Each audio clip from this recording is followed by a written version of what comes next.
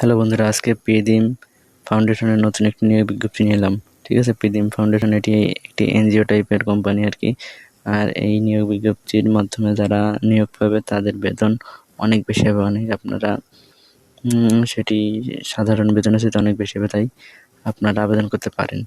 আর এখানে দেখেন, আবেদনের শুরুর তারিখ হলো 11 এপ্রিল এবং শেষের তারিখ হলো 10 মে, মানে 1 মাস টাইম আছে এখনও, আপনারা আবেদন শুরু করতে পারেন। এখানে দেখেন পেদিম ফাউন্ডেশন পোস্ট নেম সার্কুলারে দেওয়া আছে। আবেদনের শুরুর তারিখ শেষ তারিখ তো আগেই বলে দিয়েছি, আপনারা এখান থেকে দেখে নেবেন। আর এটি হলো এনজিও টাইপের কোম্পানি আর কি, এনজিও টাইপের কোম্পানিগুলোর মতোই আর কি। আর এজ লিমিট হলো 18 থেকে 40। এক্সপিরিয়েন্স সার্কুলারের মধ্যে দেওয়া আছে, আপনারা সেখান থেকে দেখে নেন। স্যালারিও সার্কুলারের মধ্যে উল্লেখ থাকতে পারে, সেখান থেকে দেখে নেবেন। আর হলো জব লোকেশন, মানে পোস্টিং হবে আপনার বাংলাদেশের যে কোনো জায়গায়, ফুল টাইম জব এটি। আর এটি সোর্স হলো দৈনিক প্রথম আলো। দৈনিক প্রথম আলোতে এই নিয়োগ বিজ্ঞপ্তিটি প্রকাশিত হয়েছে। ঠিক আছে, আপনারা দৈনিক প্রথম আলো চেক করলেই দেখতে পারবেন 11 এপ্রিলের তারিখে। ঠিক আছে, তাই আপনারা দেখে নেবেন যদি দেখতে চান। আর এখন আপনাদেরকে দেখাবো হলো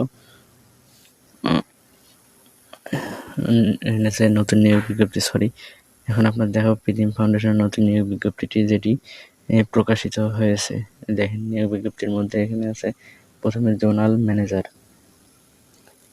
ম্যানেজারের শিক্ষাগত যোগ্যতা লাগবে স্নাতক বা স্নাতকোত্তর।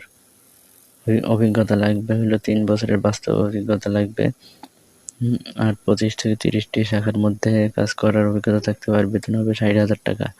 আর মোটরসাইকেল টাইকেল এগুলার বিল সহ মনে করেন যে 6,000 টাকা দিবে আরও এক্সট্রা। 2 নম্বর পদের নাম হলো এরিয়া ম্যানেজারের সর্বোচ্চ 42 বছর বয়সে আবেদন করতে পারবে। স্নাতকোত্তর ডিগ্রি থাকতে হবে, এখানে 3 বছরের অভিজ্ঞতা থাকতে হবে। 42,000 টাকা বেতন হবে।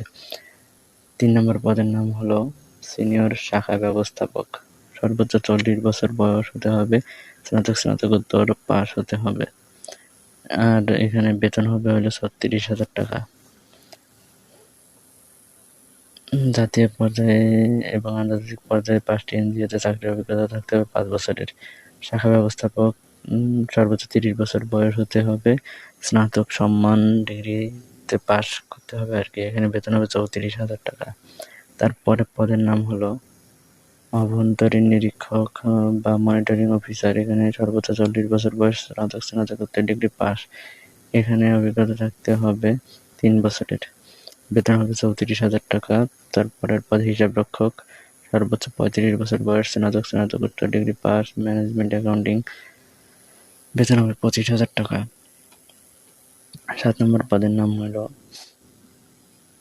Enterprise officer. এখানে সর্বোচ্চ 25 বছর, বেতন 25,000। তারপরে ঋণ সংগঠক, সর্বোচ্চ 35 বছর, বেতন 22,000 টাকা। ঋণ সংগঠক ন্যূনতম এইচএসসি পাস হতে হবে। আর এখানে 2 বছরের অভিজ্ঞতা থাকতে হবে। মোটরসাইকেল হলে প্রাধান্য পাবে বেশি, 20,000 টাকা বেতন হবে। আর আপনারা এইগুলো পড়ে নেবেন, এইগুলা খুব জরুরি আর কি। চাকরি নিয়োগ বিজ্ঞপ্তি আবেদনের ক্ষেত্রে যে কোন ক্রাইটেরিয়া অনুযায়ী আপনারা আবেদন করতে পারবেন, পরে দেখা গেলো এই ক্রাইটেরিয়াটা আপনার নাই, তারপর আপনি আবেদন করেছেন, তাহলে কিন্তু আপনার আবেদনের যে ফিটা থাকে সেই ফিটাও মাইজ যাবে আর কি।